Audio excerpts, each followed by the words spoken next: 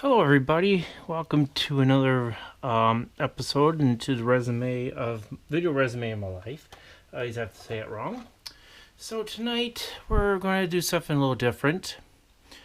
We have a target here. So in a past life, I was a quality inspector over at Crosman Corporation, which made air guns. So one of my responsibilities is to test guns, scopes, product out all the time as part of our thing. We used to do benchmark testing as part of the quality job. So right here, this is from 2012. Okay, so we got 2012, I think. So maybe let's see here if we were get a closer look here real quick. Okay. So we have, this is a scope test. So the scope is 72062, which is a 4x32, which was revised. It's shorter to stub scope model. And the gun I'm using is an M4-177, which is the M4 gun. So put that back out. So this was a benchmark test to see how good it was. Probably, since it had a 9.6, so the 9.6 is 9,629 into that month production. So this could be a return. We were doing a return analysis at the time when I was doing it. When I was doing testing and such, and this was a zip code era. So this is when Crosman decided to go from the long scopes that they used to put on. They used to include in some of the models like 66 or 2100. And they went with a shorter one. Okay.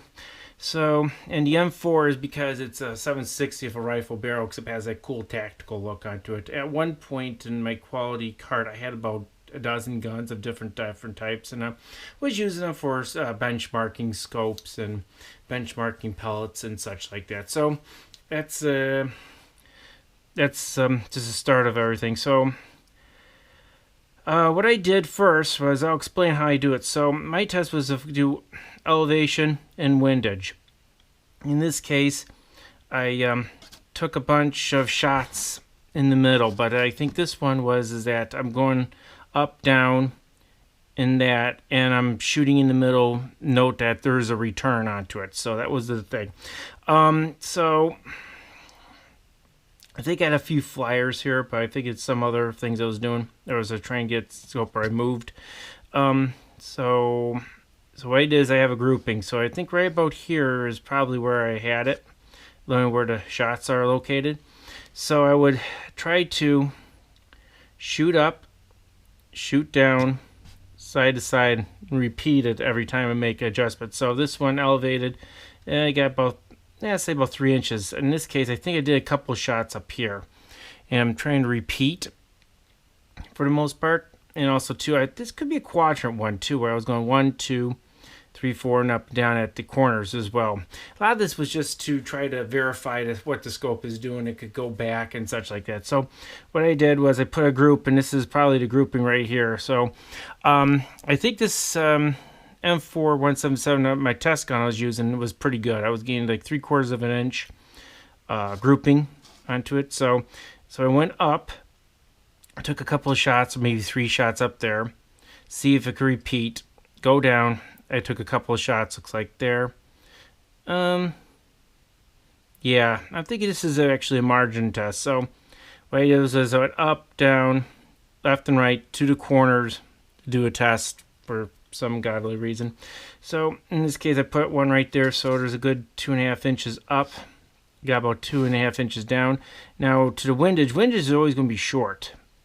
We always never put a lot of windage onto the scope. They actually made it spec'd out that way. We were trying to get where it just went, could do even mounts, so you could have maximum amount adjustment, but suppliers had a hard time with that. So I think here we got about an inch in direction.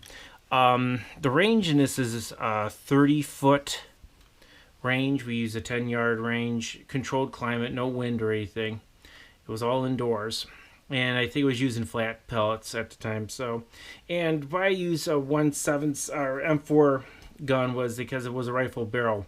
That was a cool thing about it, was that the 760 was pretty much not a rifle barrel. It's been that way since about maybe 8, I think, 2007, 2008. They got rid of the rifle barrels as a measure to keep it priced down for Walmart. So, and this was another one where our company at the time, the zip code era, which we call that 5 number, was a purchasing number, and it was not well received amongst every other department's purchasing.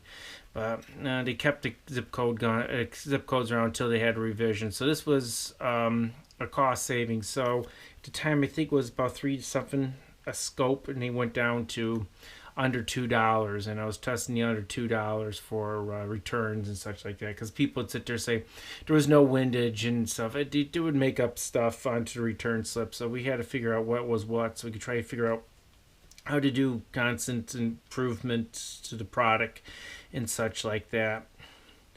So okay, so I think this one I did that, so I figure I got 2 and was able to do the corners. And it was pretty, and I say the gun was pretty much repeating quite well. I mean, I think it was doing a 3/4 inch or 5/8 inch grouping onto it at the time. It was a really nice gun. I mean, I shot it out about 100 times just to try to make sure all the fluids are all right and everything. And I would shoot it a few times before ever I do tests. So in this case, I think I did like 2 or 3 pumps. I tried to do 3 pumps to be more realistic. Three pumps I fear was always realistic. 2 would just fling it in there. And there's times, 2, this is also the era where we weren't pellets weren't as well as they are now. When I left a couple years back, the pellets were running beautiful. We didn't have short skirts. We didn't have miss hits. It was a different time when they were doing the cost cutting, because the cost cutting wasn't just responsive Walmart trying to keep everyday low prices, and the 08 recession really kicked off a lot of this cost cutting measures, because margins were going down, and margins were pretty much down for Crosman products until 15, 16, when they got the margins back up. Management was changed. This is a company at the time made the all-plastic 760, which was more toy-like than anything. The whole plastic body, one-piece unit. And that was when they introduced some automation into the process. But neither here. So for the most part, this is how I used to do scope testing. So I probably have a chart. But I figured this is a 5-shot. So always take a 5-shot center there. Again, I think this gun was doing 3/4 of an inch at the time. And when I left, they destroyed all guns. Of course, I took a few guns that I have in my own collection that I pulled, and I'll show them. One of these days I'll show them. But that used to be one of my things I used to do as a quality guy over at Crosman, was just do scope benchmark testing, repeatability testing, and we did just some destructive. I cooked scopes. I did a lot of stuff. So it was self-appointed optics guru at one point, and I know more about lasers and stuff that probably most people want to know. So this is just stuff I did. I'm sharing it with you because the people who were charging me and such like that have moved along. So there's a bunch of different people there right now. So this is just stuff I found in some of my own notebooks and such like that. Maybe I got one where I've actually took a 0410 scope and I mounted onto a Challenger 2009 Challenger, and was hitting clover leaves with a crappy, really inexpensive 760 scope. This is it. So hopefully one of these days I'll do more videos like this. So if you like this video,